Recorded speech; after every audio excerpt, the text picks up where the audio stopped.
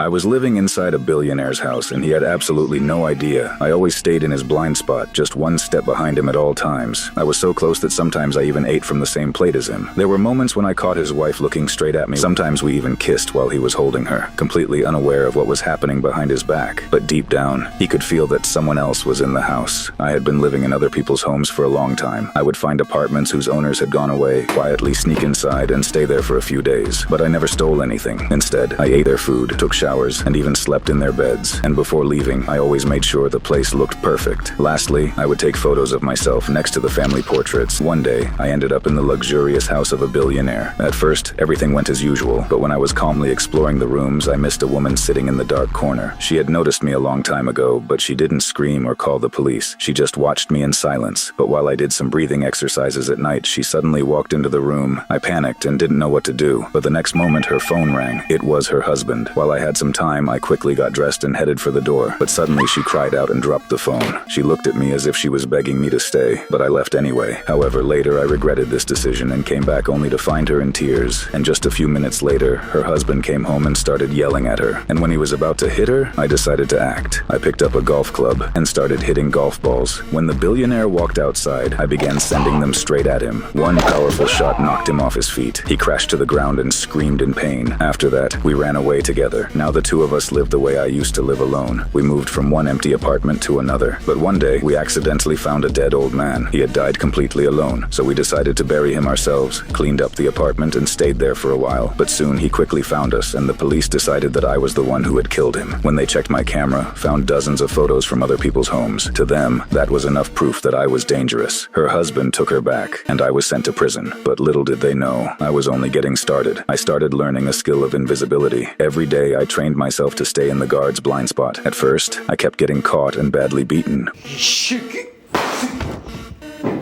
But over time, I became like a real shadow. At one point, the guard simply stopped seeing me. That was when I attacked him,